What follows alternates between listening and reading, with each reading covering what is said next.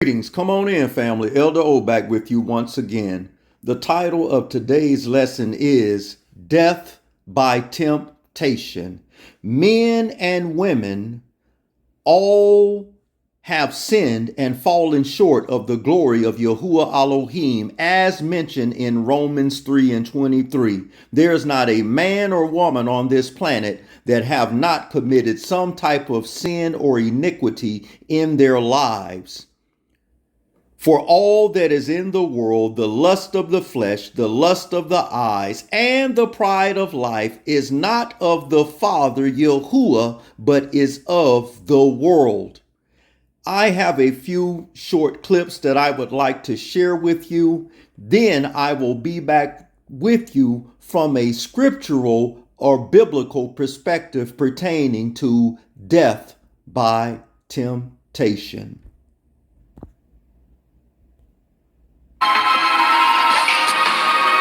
Pay attention.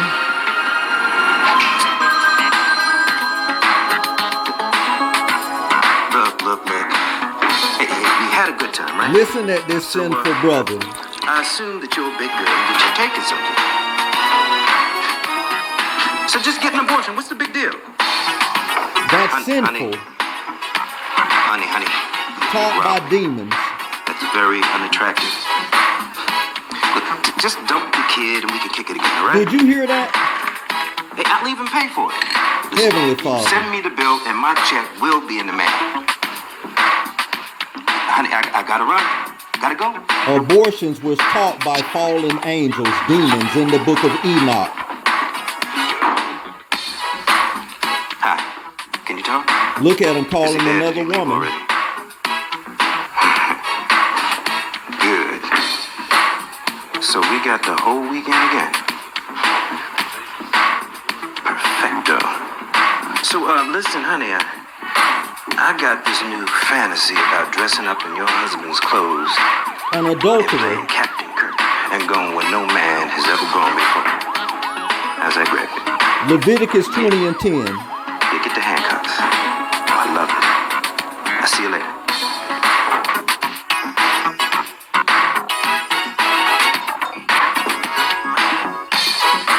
The devil's den.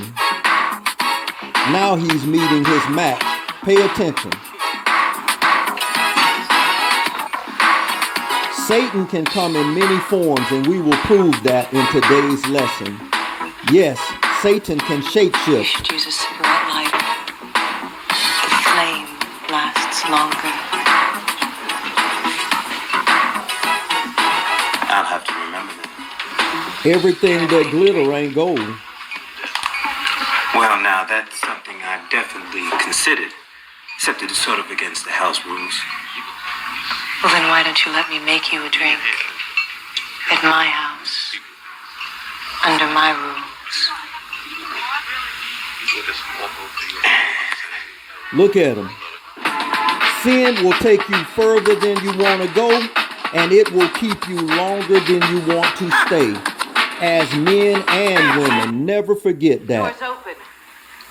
Do you always leave your door open like that? Look at him as an ox led to the Or was it slaughter. because you just couldn't wait to see me? That's it. Just couldn't wait to see you. Oh, that's so nice to hear. But then again, it always is. Oh, I see. You hear that often, do you? Look at this simpleton being This is led to quite a his place you have own here. demise by his own lust. I did it all myself.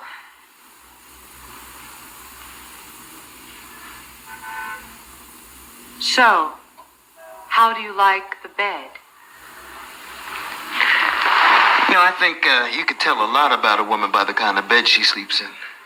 Look at him, family. Now, this freaky bed says to me that you are one hot-natured freakazoid that can't wait to jump my bones because you know I've got the key to your pleasures. A lustful man or woman can never have enough.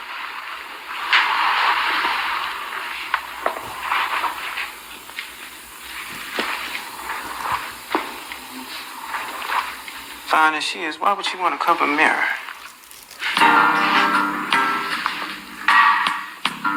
Proverbs 30 and 20.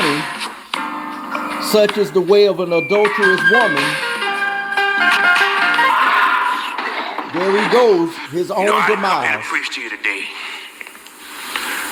Look at this, family.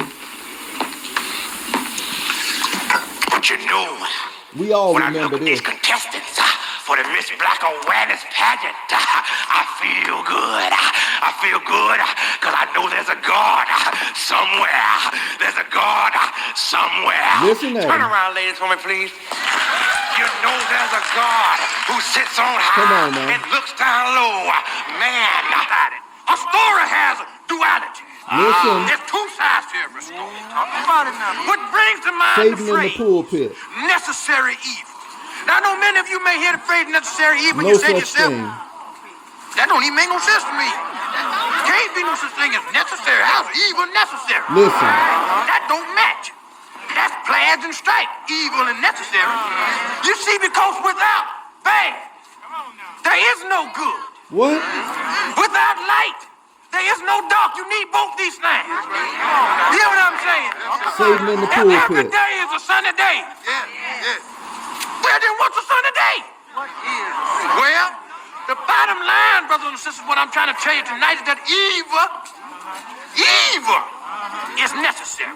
Blind leading the Evil blind. is necessary. Thereby, if it's necessary, evil must be good. Say what? Evil is good. Come on. That's what I think. Evil must be good. Let me hear y'all say it. Evil is good. That's right. Evil is good. Take Brother Brown, for instance. One of our strongest deacons. Tell us the business. Satan in the Brother pulpit. Brown was down on Bushwick Avenue last night with a $2 hole. Say what? Come on now. Now that's evil. When you tell your wife, I'm gonna go see mama, then you go down on Bushwick Avenue and Oh, get you a man. $2 hole. That's evil. But Brother Brown had a good time with that $2 hole. Enjoy your wife You in the can push a fountain $2 of hole her to the youth. line. She don't have no limits. Evil and good, they walk hand in hand. Evil is as evil does. Rita, hey, I thought I'd find you here. What Look are you at him. doing Look here? at Satan. The captain wants us to check something. I know they don't teach that no more, but I still do. You can't come in here looking like a corner hole. Uh-oh. That's inappropriate for the assembly. You're supposed to have on modest apparel, not skin tight. Modest apparel. Look at this joker. Come on, man. Shaking like a stripper. What is it? And it's not like women don't lust as well. The scripture says, of woman came the beginning of sin. Let's get into today's short lesson. Men and women all have fallen short of the glory of Yahuwah Elohim, and women lust just as well as men. Over in the book of Proverbs, chapter 7, let's pull up the scripture so you can read it along with me. Book of Proverbs, chapter 7, verse 2. Keep my commandments and live, and my law as the apple of thine eye. That's Hebrews chapter 8, verse 7 through 10, where the law of Yahuwah Elohim is now placed upon the tablets of our heart. Verse 3. Bind them upon thy finger, write them upon the table of thine heart. Say unto wisdom, thou art my sister, and call understanding thou kinsman, that they may keep thee from the strange woman. That's a woman that is not your wife or your Isha. From the stranger with flattereth with her words. For at the window of my house I looked through my casement and beheld among the simple ones, like we just saw in that movie clip. And I discerned among the youth a young man void of understanding, passing through the street near her corner, and he went the way to her house, as we just saw. Verse 9, in the twilight, in the evening, black and dark, and behold, there met him a woman with the attire of a harlot, skin tight, exposed, breasts hanging out. You could see every inch of her curve and shape of her behind, and you could see every crevice of her anatomy, because the pants she have on is so tight and you can see her imprint. That is the attire of a harlot. Women are to dress in modest apparel. Everything that is precious is covered. It says, with the attire of a harlot and subtile of heart, she is loud and stubborn. You see, a Proverbs 31 woman is gentle, meek, and quiet. You could tell the spirit of Jezebel on a woman because she will not adhere or listen to anything that her husband asks her. She's continually contentious and argumentative about everything. A righteous woman is meek and quiet, and everything that is precious is covered. She is loud and stubborn. Her feet abide not in her house. She is now without, now in the streets, and lieth in wait at every corner. So she caught him and kissed him, and with the imputed face said unto him, I have peace offerings with me. This day I have paid my vows. Therefore I came forth to meet thee diligently to seek thy face, and I have found thee. I have decked my beds with coverings of tapestry, with carved works, with fine linen of Egypt, like we just saw in the movie clip. I have perfumed my bed with myrrhs, aloe, and cinnamon. Come, let us take our fill of love until the morning. Let us solace ourselves with love. Verse 19 is key. For the good man is not at home. He is gone away on a long journey. So this is a married woman, and she's out in the street clubbing, wherever she might be, in the shopping centers, gas stations, and she's enticing other men, although she's married. And a lot of women will say, well, I'm not married. Physical relations with the consenting adult female virgin and her father's permission is marriage. Deuteronomy 22 verse 13 through 21 says that if the woman is not a virgin on her wedding night, she is to be stoned. Why do you think when the woman was at the well and Yahushua the Messiah says, go call thy husband, and she said, I have no husbands. Yahushua the Messiah, Christ, said, well said, thou have no husband, for thou hast had 5 husbands, and the man you now sleeping with is not thy husband. The woman said, I perceive, sir, that thou art a prophet. And she ran and she said, come see the man that has told me everything that I have ever done. All women were to have one husband the entirety of their lives. Verse 19, for the good man, the husband, is not at home. He is gone away on a long journey. He have taken a bag of money with him and will come home at the appointed time. Meaning, come on in, young man. Enjoy yourself. My man ain't home. My husband not here. With much fair speech, she caused him to yield. With the flattering of her lips, she forced him. He goeth after her straightway as an ox to a slaughter, or as a fool to the correction of stocks, till a dart strike through his liver, as a bird hasteneth to snare, not knowing that it is for his life. Because of this woman husband come home and catch this man dealing with his wife, he gonna have HELL to pay. The husband will accept no bribe. And we know what a modern day dart is. Pew, pew, pew, bang, bang. You know. Let's go. Let's continue. Verse 24. Hearken unto me now, therefore, ye children, and attend to the words of my mouth. Let not thy heart be declined to her ways, and go not astray into her paths. For she, listen at verse 26, for she has casted down many. Yea, many strong men have been slain by her. So these simple-minded men think that they are enticing and beguiling the women, and the women are beguiling them. Even a husband that is married, right? He may be working and he may do this and that, and he wants to enjoy his wife. He'll say something to the effect, co-workers or whatever, or maybe even to himself. Boy, I hope I get lucky tonight. This is a married man, but he don't know what type of mood that his wife is in, how she feeling. So he don't even know what he's going to do when he get home. So, but women are different. Women do not have to,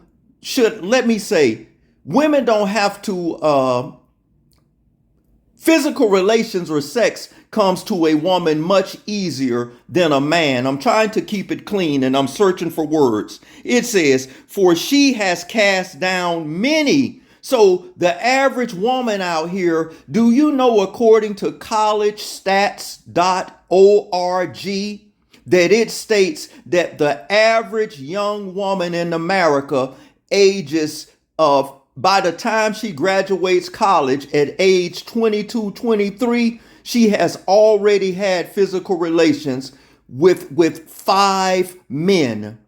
Collegestats.org.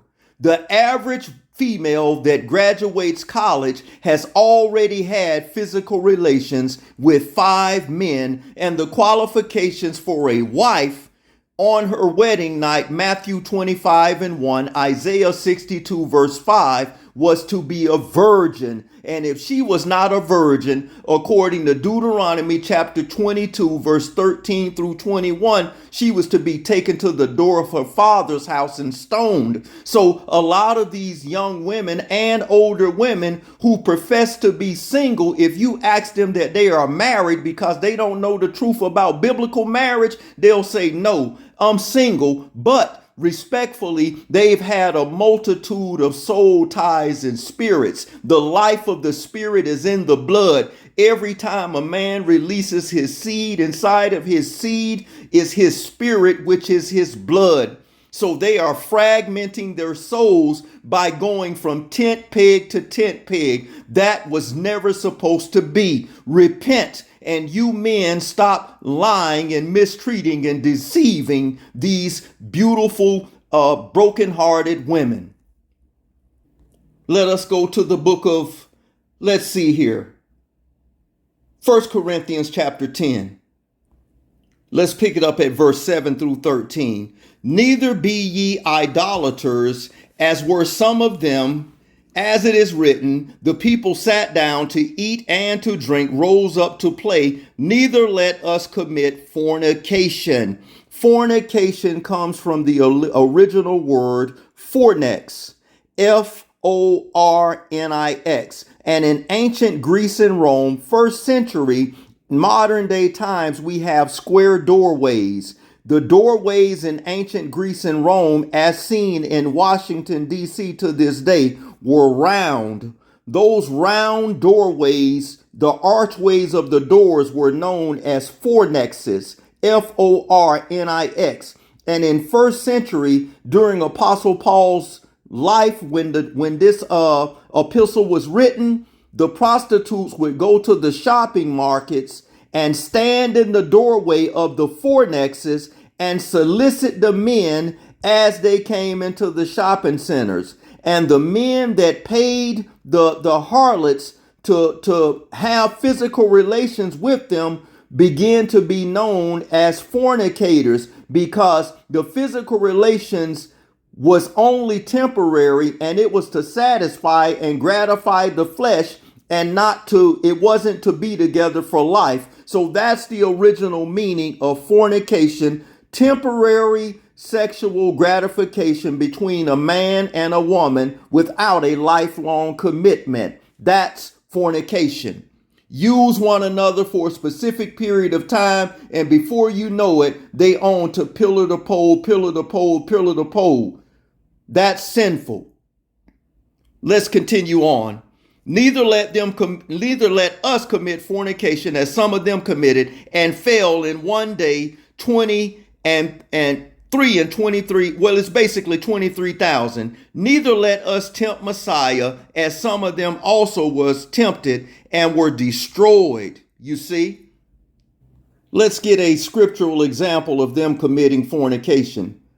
And Israel abode in Shittim, and the people began to commit whoredom, fornication, with the daughters of Moab. And they called the people unto the sacrifice of their Elohim, and the people did eat and bowed down to their mighty one. And Israel joined himself to Baal Peor. Baal is Lord. which is a Canaanite deity, and Peor means opening, as in the opening of your private part, your orifices in your body. Baal Peor means Lord of openings, and Baal is a title of Satan. You see, and the anger of Yahuwah was kindled against Israel, and Yahuwah said unto Moshe, take all the heads of the people and hang them before Yahuwah against the sun, that the fierce anger of Yahuwah may be turned away from Yisrael. And Moshe said unto the judges of Yisrael, slay every one his man that is joined unto Baal or Baal Peor. And behold, one of the children came and brought unto his brethren, listen at verse 6. And behold, one of the children of Israel, Yisrael, came and brought unto his brethren a Midianitish woman in the sight of Moshe, in the sight of all the congregation, and the children of Israel who were weeping before the door of the tabernacle of the congregation. So this one man done brought this woman in and say, hey, bruh, we got this Midianitish woman here. Let's enjoy this girl here. Let's fornicate with her. You see? And look at what it says. Verse 7. And Panias, the son of Eleazar, the son of Aharon, the priest, saw it, and he rose up from among the congregation and took a javelin in his hand and went in after the man of Yisrael into the tent and thrust both of them through, the man of Yisrael and the woman through her belly. So the plague stayed from the children of Israel. See, so they were all taking turns with this woman. And we know what we call that. I'm trying to keep it clean for the younger audience. That's that thing that you ride on, the locomotive. You know what I'm saying. Verse 9. And those that died in this plague were 24,000. So the children of Israel were committing all sorts of fornication, temporary sexual gratification, and it is utterly detestable and sinful in the sight of Yahuwah. No such thing as boyfriend and girlfriend and fiance. All of that stuff was made up by the Greco-Roman Europeans. The 1754 Hardwick Marriage Act is where you get the man-made marriage certificate and the throwing of the rice, and do you take this man and take this woman to be your lawfully wedded wife, was created in the 16th century by the Greco-Roman Europeans. No such thing as my boyfriend or girlfriend or fiance. Flush that junk down the toilet, because that's where mess go. 1 John or Yehukanan chapter 2, verse 15 through 17. Pay attention. Do not love the world or the things in the world. If anyone loves the world,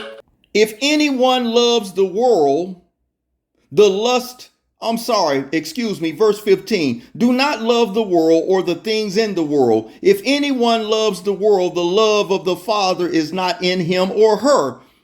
For all that is in the world, the lust of the flesh, the lust of the eyes, and the pride of life is not of the Father Yahuwah Elohim, but of this world. And the world is passing away, and the lust of it, but who does the will of Yahuwah abides forever. What is the will of Yahuwah Elohim? Psalms chapter 40, verse 8. I delight to do thy will, O Yahuwah, thy law is within my heart. That's Psalms 40, verse 8. And that is the new covenant. Hebrews chapter 8, verse 7 through 12. The law of Yahuwah Elohim will be placed upon the tablets of our hearts. Book of 2 Corinthians chapter 11, verse 2. For I am jealous over you with the jealousy of Yahuwah, for I have espoused you to one husband, that I may present you as a chaste virgin unto Messiah.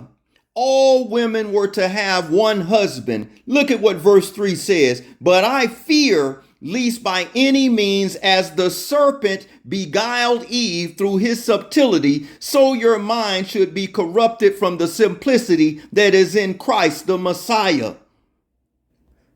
The breakdown of 1 Corinthians 11, it says, espouse, verse 2, to cause one to become engaged. What is the subject and object here? The subject is present you as a chaste virgin, while the object is losing one's virginity. Messiah, or Christ, is the husband and we are the bride. The using of the flesh term is to explain a spiritual matter. Virginity is a state of condition relating only to the sexual matters of a woman. When Messiah called the ecclesia his bride, he expects us to behave as such.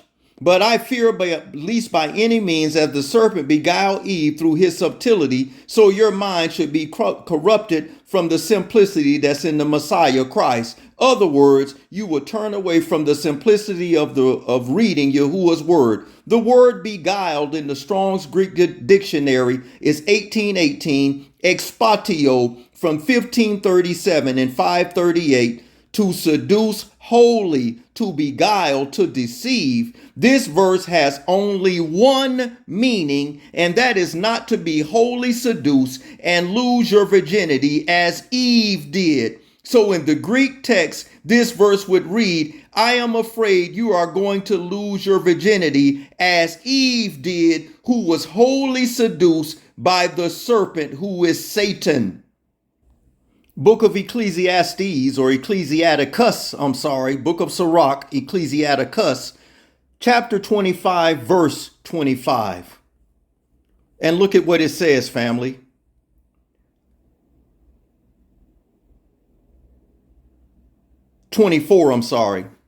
Book of Sirach, chapter 25, verse 24.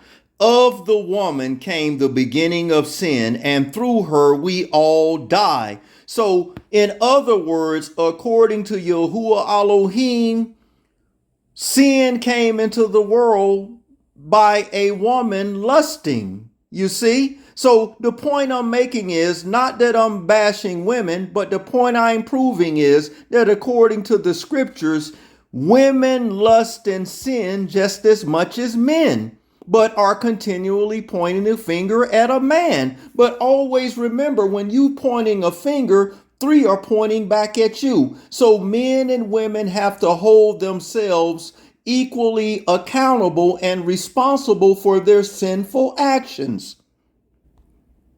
So sin began with Kawa or Eve in the garden. And yes, Adam partook of the sinful act. Pay attention. Book of Mark chapter 8, verse 24. Mark chapter 8, verse 24. And he looked up and said, I see men walking as trees. You see, your feet are symbolic to the body of the tree. And your arms and limbs are symbolic of the branches, and your feet are symbolic of the root. So men walking as trees, and then you have a nervous system, a root system similar to the tree, which are veins and arteries and so forth. So your hands are the limbs, and your body, it is the base of the tree. You see? So men walking as trees, a tree can be symbolic of a man. Book of Ezekiel, chapter 31, keeping that in mind, that a tree can be symbolic of a man.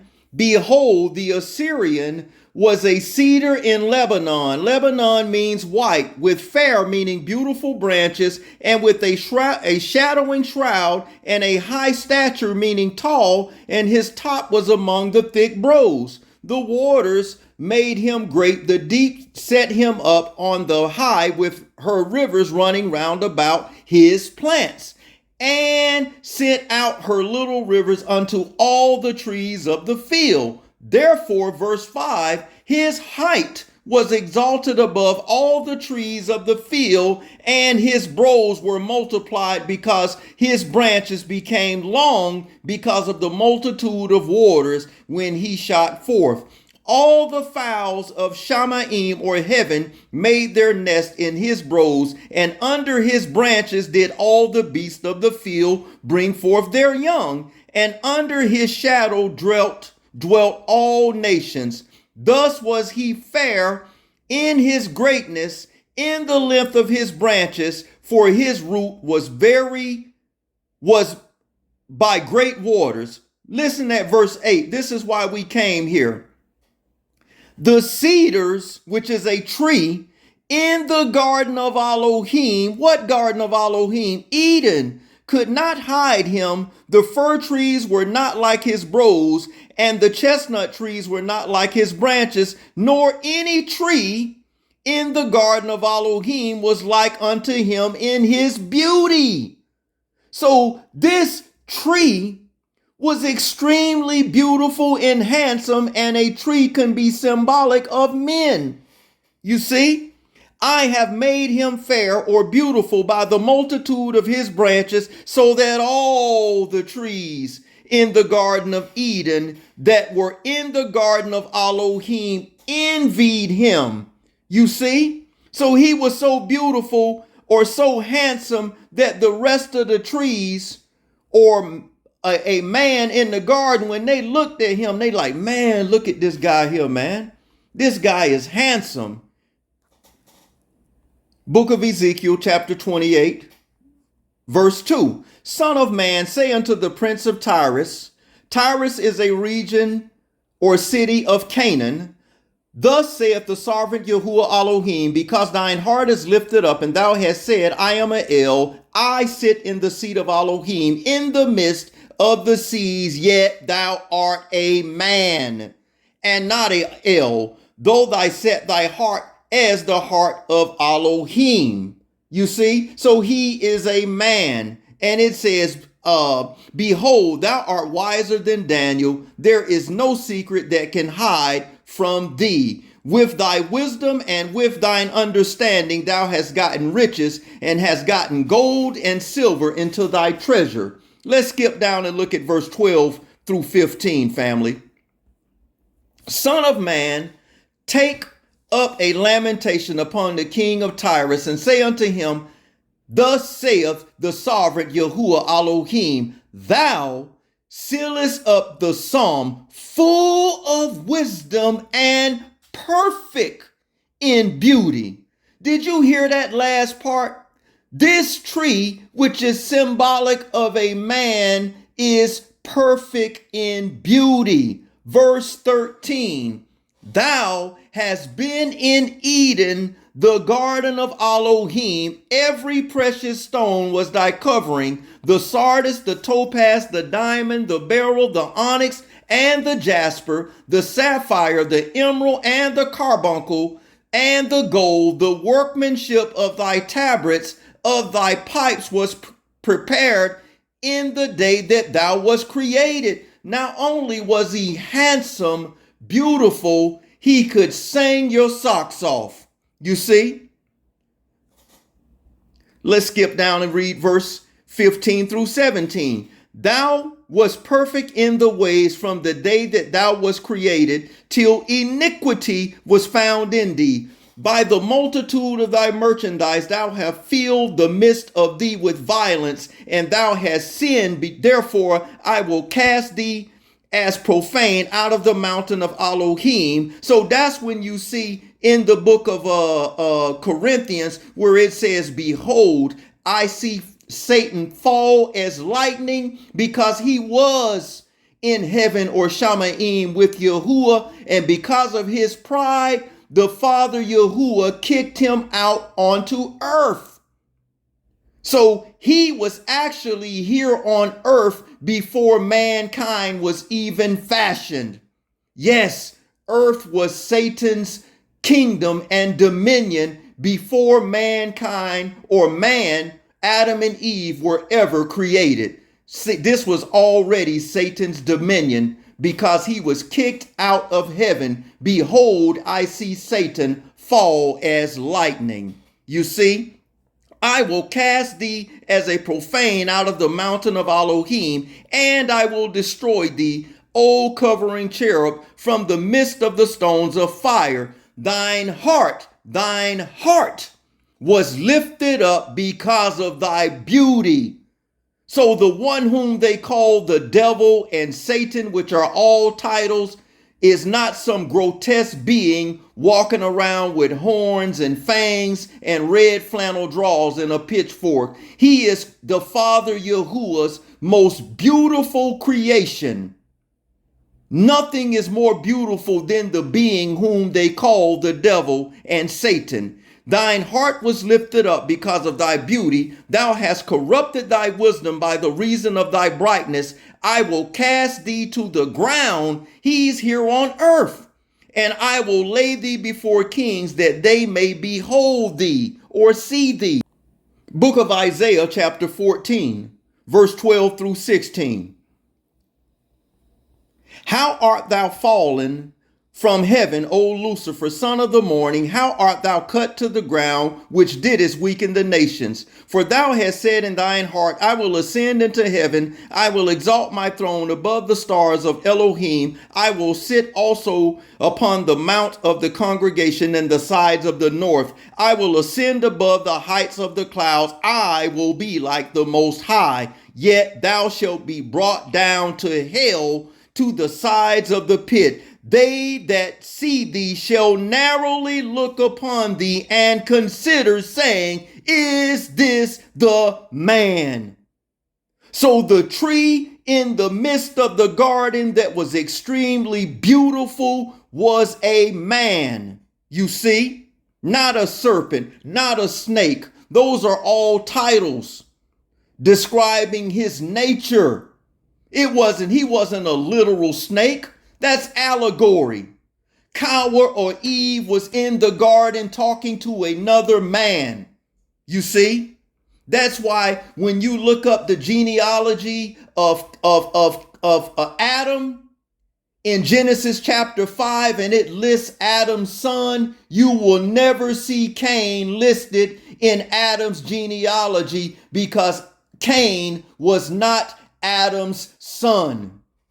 Cain was the son of the one whom you call Satan, which was a man. We are all both flesh and spirit beings, you see, and angels in the book of Genesis, chapter 18 and 19, as it states in the New Testament, be careful not to entertain strangers because some unawares have entertained angels. So angels or malachims can come in flesh and blood bodies. You see, it says, verse 16, they that see thee shall narrowly look upon thee and consider, saying, is this the man that did make the earth to tremble and the wilderness to shake? You see? Now that we've put that in its proper perspective, let us go and briefly read the book of Genesis chapter 3, verse 1. Now the serpent, which was a man, was more subtle, meaning cunning, than any beast of the field. And beast can refer to an animal or mankind, as Apostle Paul states in 1 Corinthians 15, 23, I have fought with beasts at Ephesus. You see, than any beast of the field which Yahuwah Elohim made. And he said unto the woman, Eve, cower, yea, have Elohim said, ye shall not eat. That word eat in the Hebrew is Strong's 398, and it means to lay, L-A-Y. Of every tree I see men as trees of the garden. And the woman said unto the serpent, which is a man, we may eat of the fruit of the trees in the garden, but the fruit of the tree which is in the midst of the garden, Elohim have said, ye shall not eat of it, neither shall ye touch. That word touch in the Hebrew is Strong's Concordance Hebrew number 5060, Naga, Naga, and it is a euphemism to lie with a woman. To lie with a woman. So it says, ye shall not eat, neither shall ye touch it, lest ye die. And the serpent said unto the woman, ye shall not surely die. For Elohim doeth know that in the day that you eat thereof, your eyes shall be open, and you shall be like Elohim, knowing good and evil. Pay close attention to verse 6. This is why we came here. And when the woman, whose name was Kawa or Hawa, which means mother of all living, breath. That's her name. Her name wasn't Eve, but that's what the King James and the English translators put in our modern day scriptures. And when the woman saw that the tree was good for food and that it was pleasant to the eyes, all that is in this world is the lust of the eyes and pride of life. So she wasn't just looking at food, you see, pleasant to the eyes and a tree to be desired. Remember, we just read that he was perfect in beauty and full of wisdom in the book of Ezekiel. It says, pleasant to the eyes, a tree to be desired to make one wise. She took of the fruit thereof and did eat, and gave also to her husband with her, and he did eat. So Eve went and had relations with him and conceived, you see, and there were twins in her womb. And this is the parable of Matthew 13 when he talks about the wheat and the tares. The good seed in the Greek Matthew 13 is Greek Strong's Concordance number 4690, sperma. So you have a physical seed of Satan on earth, and then you have the seed of Ahadam, and this is the eternal battle that has been taking place since the beginning of time, you see? And respectfully, the serpent and his seed been trying to hide in plain sight, you see? Book of Enoch, chapter 69, and Enoch is mentioned in the book of Jude, chapter 1. Jude, chapter 1 mentions Enoch. Enoch 69, and let's cut to the chase. Verse 6. And the name of the third is Gawd-rel. Satan's true name is God, the one that deceived the entire world, and the one that was in the garden with Adam and Kawa, or Adam and Eve. And the name of the third is Gawd-rel. This is the one that showed all the deadly blows to the sons of men and led astray Eve. And he showed the weapons of death to the children of men, the shield and the breastplates and the sword for slaughter, and all the weapons of death to the Son of Man. Remember, we just read in Bereshit of Genesis chapter 3, and it says verse 1 through 6, and Eve did eat, Naga touched the tree, then she gave unto her husband, and he did eat. Did you know that Satan can shape shift? And we will prove this. Stick with me. Book of Luke, chapter 4. Let's pick it up at verse 8. And Yahushua answered and said unto him, get thee behind me, Satan. Satan's true name is God. You see? Get thee behind me, Satan, for it is written, thou shalt worship Yahuwah thy Elohim, and him only shalt thou serve. And he brought him into Jerusalem and set him on the pinnacle of the temple, and said unto him, if thou be the son of Elohim, cast thyself down from thence, for it is written, he shall give his angels or malachims charge over thee to keep thee, and in their hands they shall bear thee up, lest at any time thou shalt dash thy foot against a stone. And Yahushua answering and said unto him, it is said, thou shalt not tempt Yahuwah thy Elohim. And when the devil had ended all temptation, death by temptation, he departed from him for a season. Let us prove without a shadow of a doubt that Satan can shape shift. Let's read Book of Joshua or Yahushua chapter 10. Let us look at verse 13. And the sun stood still, and the moon stayed until the people had avenged themselves upon their enemies. Is it not written in the book of Jasher? Jasher, Enoch, Jubilees, and all of these were a part of the original manuscript that the Canaanite scribes removed, because it would have clearly identified who they are and whose they are from the beginning. And they've been trying to hide amongst us in plain sight.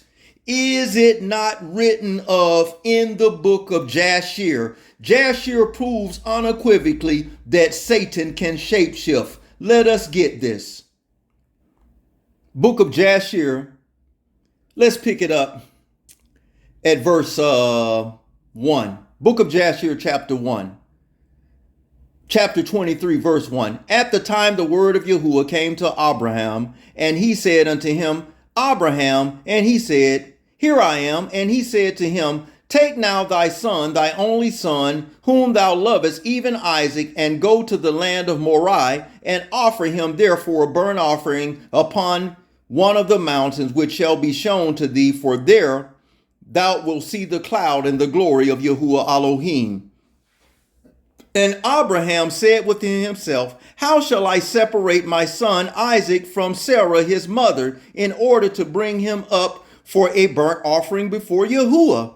And Abraham came into the tent and sat before Sarah his wife, and he spoke these words to her, My son Isaac is grown up, and he has not for some time studied the service of his power. Now tomorrow I will go and bring him to Shem and Eber his son, and there he will learn the ways of Yahuwah, for they will teach him to know Yahuwah, as well as to know that when he palaueth continually before Yahuwah, he will answer him. Therefore he will know the way of serving Yahuwah his Elohim. And Sarah said, Thou hast spoken well. Go, my master, and do unto him as thou hast said, but remove him not at a great distance from me.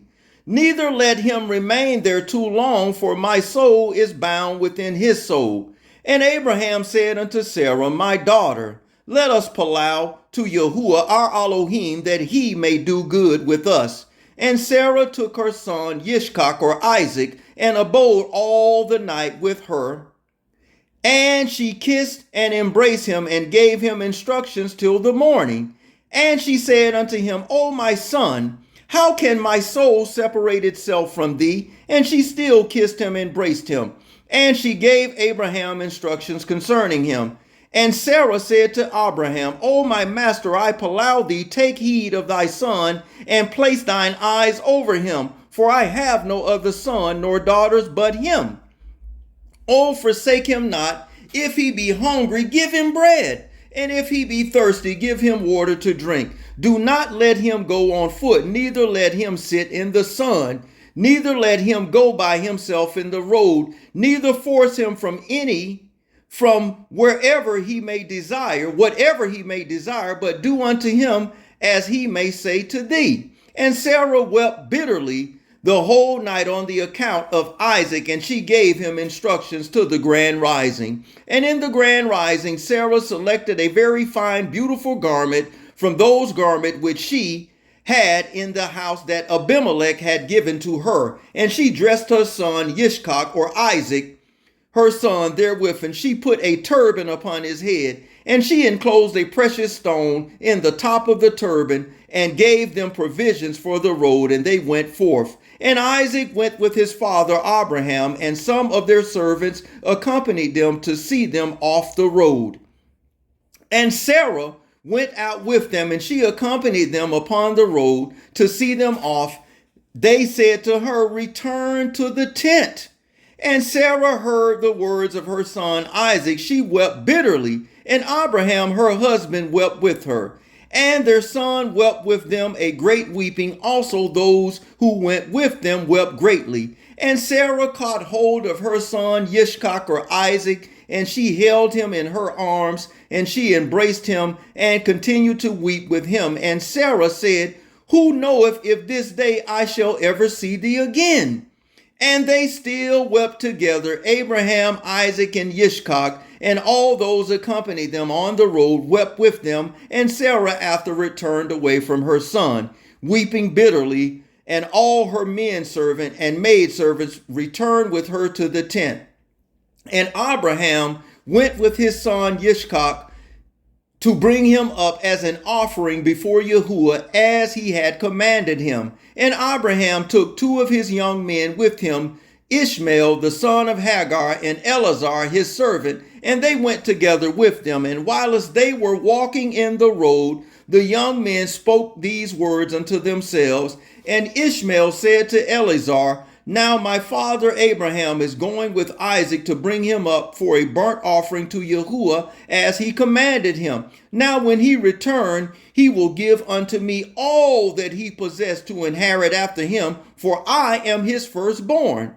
And Eleazar answered Ishmael and said, "Surely Abraham didst cast thee away with thy mother, and swear that thou shouldest not inherit anything of all he possesses, and to whom he will give all that he has with his treasures, but unto me his servant, who has been faithful in his house, who has served him day and night, and has done all that he desired to me with all bequeatheth at his death all that he possesses." And while Abraham was proceeding with his son Yishkak along the road, pay attention, verse 25 from the top again. And while as Abraham was proceeding with his son Yishkak along the road, Satan came and appeared.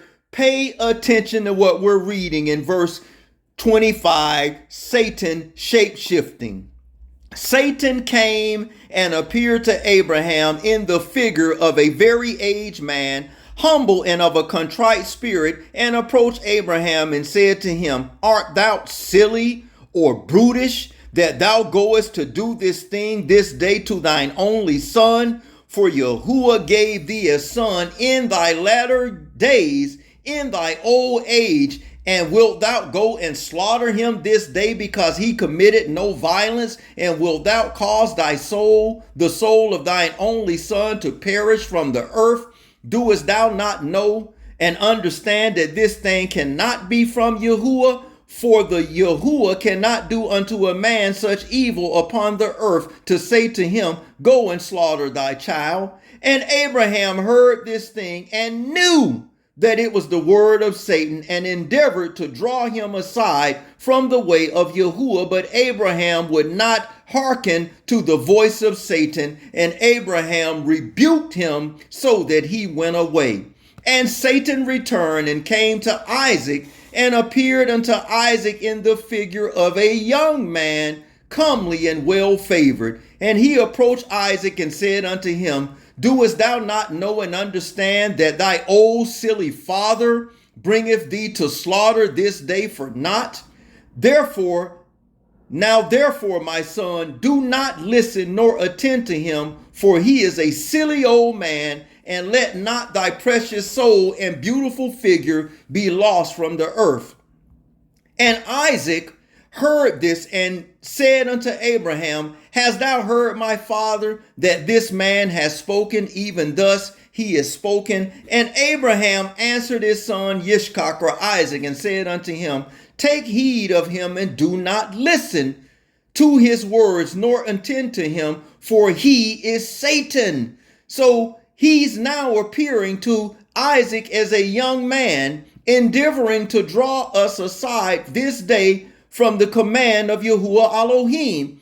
And Abraham still rebuked Satan, and Satan went forth from them, and seeing he could not prevail over them, he hid himself from them, and went and passed before them in the road, and he transformed himself into a large brook of water in the road. And Abraham and Isaac and his 2 young men reached that place, and they saw a brook large and powerful as mighty waters, and they entered the brook and passed through it, and the water reached their legs, and they went deeper in the brook, and the waters reached up to their neck, and they were all terrified on the account of the waters. And while as they were going over the brook, Abraham recognized that place, and he knew that there was no water there before. And Abraham said to his son Isaac, I know this place in which there it was no brook nor water. Now, therefore, it is this Satan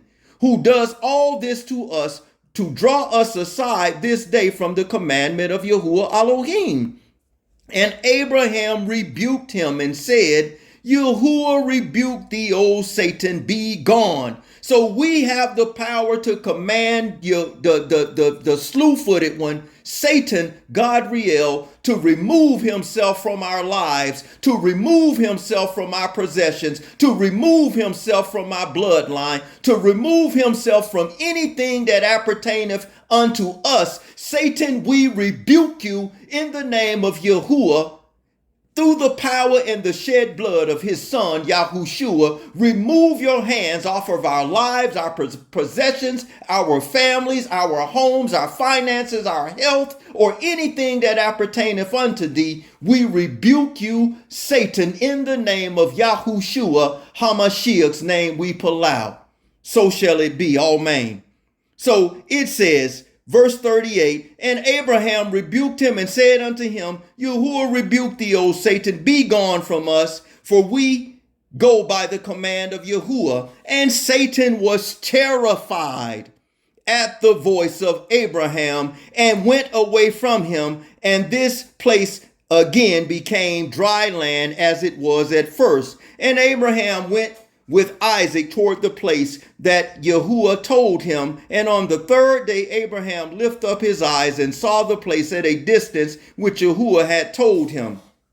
And a pillar of fire appeared to him that reached from the earth to heaven, and a cloud of glory upon the mountain, and the glory of Yahuwah was seen in the cloud. And Abraham said, Isaac, my son, doest thou see it, the mountain, that mountain which perceiveth at a distance, that which I seen upon it? And Isaac answered and said unto his father, I see, and lo, a pillar of fire and a cloud, and the glory of Yahuwah is seen upon the cloud.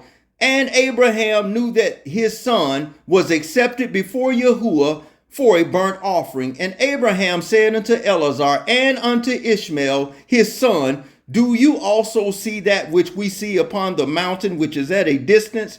When they answered and said, we see nothing more than the other mountains of the earth. Abraham knew that they were not accepted before Yahuwah to go with them. And Abraham said to them, abide ye here with the ass, whilst I and Isaac my son will go yonder the mountain or the mount to worship before Yahuwah, and then return to you. And Eleazar and Ishmael remained in that place as Abraham commanded. And Abraham took wood for a burnt offering and placed it upon his son Isaac. And he took the fire and the knife and they both went to that place. And when they were going along, Isaac said to his father, behold, I see the fire and the wood, and where then is the lamb that is to be burnt? That is to be the burnt offering before Yahuwah. And Abraham answered his son Isaac, saying, Yahuwah has made choice of thee, my son, to be a perfect burnt offering instead of a lamb. And Isaac said to his father, I will do all that Yahuwah spoke to thee with joy and a cheerful heart. And Abraham again said unto Isaac his son, is there any heart, or thou counsel, is there any heart, is there in thy heart any thought or counsel concerning this which is not proper? Tell me, my son, I allow thee. O my son, conceal it not from me. And Isaac answered his father Abraham and said unto him, O my father, as Yahuwah liveth, and as thy soul liveth, there is nothing in my heart to cause me to deviate either to right or to the left from the word that he has spoken to thee. Neither limb nor muscle has moved or stirred at this, nor is there in my heart any thought or any evil counsel concerning this. But I am joyful and cheerful heart in this matter, and say, Baruch is Yahuwah, who has this day chosen me to be a burnt offering before him.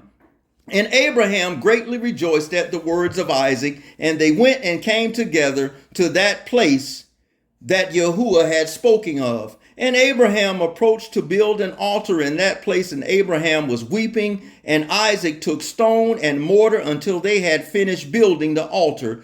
And Abraham took the wood and placed it in order upon the altar which he had built, and took his son Isaac and bound him in order to place him upon the wood which was upon the altar, to slay him for a burnt offering before Yahuwah. And Isaac said to his father, Bind me securely, and then place me upon the altar, lest I should turn and move and break loose from the force of the knife upon my flesh, and thereof profane the burnt offering. And Abraham did so. And Isaac still said to his father, O my father, when thou have slain me and burnt me for an offering, take me with thee, that which shall remain of my ashes, to bring to Sarah my mother, and say to her, This is a sweet smelling savior of Isaac. But do not tell her this if she should sit near a well or upon any high place, lest she should cast her soul after me and die. And Abraham heard the words of Isaac, and he lifted up his voice and wept. And Isaac spake these words, and Abraham's tears gushed down upon Isaac his son, and Isaac wept bitterly. And he said to his father, Hasten thou, O my father, and do with me the will of Yahuwah our Elohim, as he has commanded thee. And the hearts of Abraham and Isaac rejoiced at this thing which Yahuwah had commanded them, but the eye wept bitterly whilst the heart rejoiced.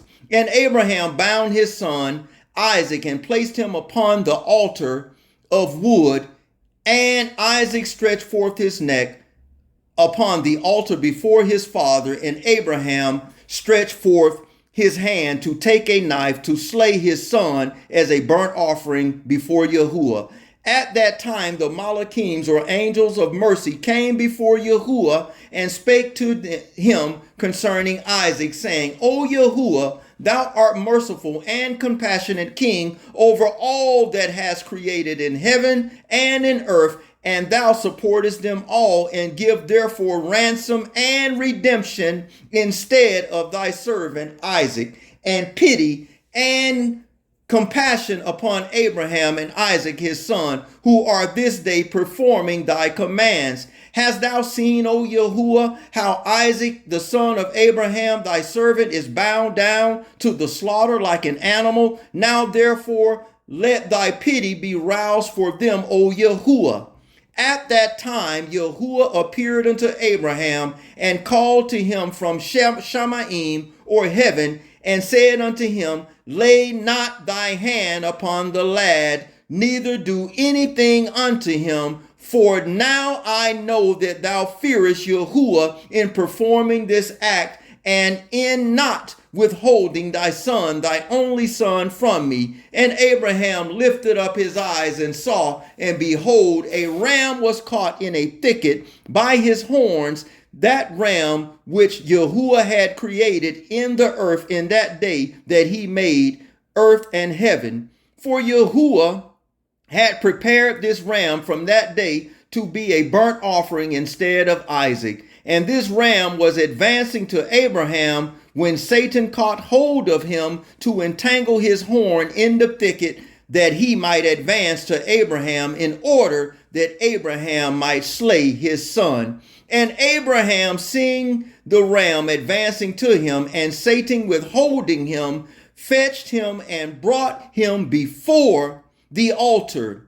You see, there could be a multitude of Baruchs in which they call blessings that Yahuwah has already released upon us in our lives, but Satan, the adversary, is fighting against and trying to withhold the Baruch or the blessings that the Father Yahuwah is bestowing upon us in our lives, but Satan cannot hinder anything that Yahuwah has for us. You see?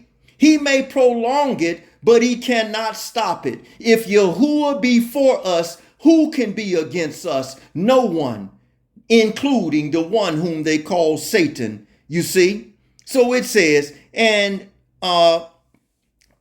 verse 72 again, and the ram was advancing to Abraham, and Satan caught hold of him and entangled his horn in the thicket that he might not advance to Abraham, in order that Abraham might slay his son. And Abraham, seeing the ram advancing to him and Satan withholding him, fetched and brought him before the altar and loosened his son Isaac from his binding, and put the ram in his stead. And Abraham killed the ram upon the altar and brought it up as an offering in place of his son Isaac. And Abraham sprinkled some of the blood of the ram upon the altar and exclaimed and said, "This is in the place of my son, and may this be considered this day as the blood of my son before Yahuwah Elohim." And all that Abraham did on this occasion by the altar, he would exclaim and say, "This is the room of my son. This is in the room of my son,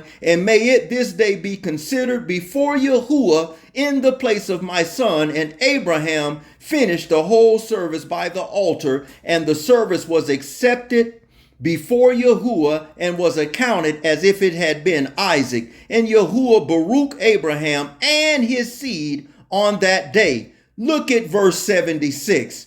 And Satan went to Sarah, and he appeared to her in the figure of an old man, very humble and meek. And Abraham was yet engaged in the burnt offering before Yahuwah. So now he's left Abraham and Isaac. Now Satan is shape-shifting and going over to talk to Sarah. Verse 77, and he said to her, "Doest thou not know all the work that Abraham has made with thine only son this day? For he took Isaac and built an altar and killed him and brought him as a sacrifice upon the altar. And Isaac cried and wept before his father, but he looked not at him, neither did he have compassion over him." And Satan repeated these words, and he went away from her, and Sarah heard all the words of Satan. Remember, Satan is a liar. He is a deceiver. You see, we are to call those things that are not as though they already are. So no matter what our current circumstances are, we are supposed to speak life into it. You see, Satan battles with us within the wars of our mind. And Abba Yahuwah says we have the power of life and death in the tongue. So no matter our current situation, how dim or dire it may be, it does not matter the medical report that the doctor have given you, and because your Father Yahuwah has the last word. So even if the doctor says, hey, this and that over your life, rebuke it and speak life into your situation. Whatever your situation is, whether it be financial, marital, any issues in life, health, call those things that are not as though they already are, and rebuke Satan and put him in his place. You see, it says, and Satan repeated these words to her, and he went away from her, and Sarah heard all the words of Satan, liar. And she imagined him to be an old man from among the sons of men, who had been with her sons and had come and told her these things. And Sarah lifted up her voice and wept and cried bitterly on account of her son. And she threw herself to the ground, and she cast dust upon her head and said, "Oh, my son Isaac, my son, oh, that I had this day died instead of thee." And she continued to weep and said, "It grieves me for thee, O my son Isaac, oh that I had died this day in thy stead. And she continued to weep and said, it grieves me for thee after that I have reared thee up and have brought thee up. Now my joy is turned to mourning over thee, that I had a longing for thee, and cried and aloud to Yahuwah till I bare thee at 90 years old. And now thou hast served this day for the knife and fire to be made an offering. Satan lied to her and she believed it. Do not let Satan play with you in the battlefields of your mind and hearts. Cast him out, rebuke him, and call those things that are not as though they already are, not only in your life, but our lives. I rebuke you, Satan. We rebuke you, Satan, in the name of Yahushua HaMashiach, for you are a liar and a deceiver, and you are to be brought to nothing and made the dust of our feet, never to return to our lives again. In the precious and saving and beloved name of Yahushua HaMashiach, we plead the blood of Yahushua over ourselves, our lives, and everything appertaineth unto us, and we have victory over the enemy and enemies of every area in our lives, now and forevermore. In the name of our Father Yahuwah, through the precious and cleansing and saving blood of his son, Yahushua, we decree over our lives, our families, our properties, our health, our finances, and everything appertaineth unto us, now and forevermore, in the precious and saving and beloved name of your son, Yahushua HaMashiach's name, we decree over our lives. Amen. You see, verse 81. But I console myself with thee, my son, in its being the word of Yahuwah, for thou didst perform the command of Yahuwah. Who can transgress the word of our Elohim, in whose hand is the soul of every living creature?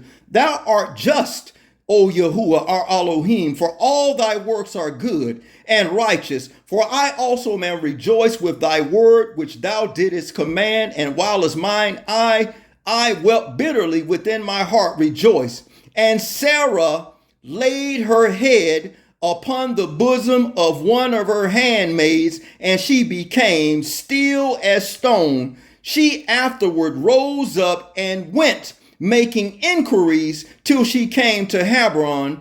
And she inquired of all those whom she met walking in the road, and no one could tell her what had happened to her son. And she came with her maid and servant and men servants, Kirthabar, which is in Hebron, and she asked concerning her son. And while she remained there, while she sent some of her servants to seek where Abraham had gone with Isaac, they went to seek him in the house of Shem and Eber, and they could not find him, and they sought him throughout the land, and he was not there. And behold, verse 86, behold, Satan came to Sarah in the shape of an old man, continually shape-shifting as he did in the garden. And he stood before her and said unto her, I spoke falsely unto thee, for Abraham did not kill his son, and he is not dead. And when she heard the words, her joy was so exceedingly violent on account of her son that her soul went out through joy, and she died and was gathered unto her people. We can continue on, family. Do not be unawares of Satan and his devices. Rebuke him and speak life into your situations, no matter what they may currently be. For Abba Yahuwah has given us power to tread over every serpent and evil thing in our lives. And the power of life and death is in the tongue. So at all times, in our thoughts, in our speech, in our hearts, and what we speak out of our mouths, speak positively. I'm out of time, family. There may be a part 2. Until next time, like, share, and subscribe. Elder O signing off. Shalom.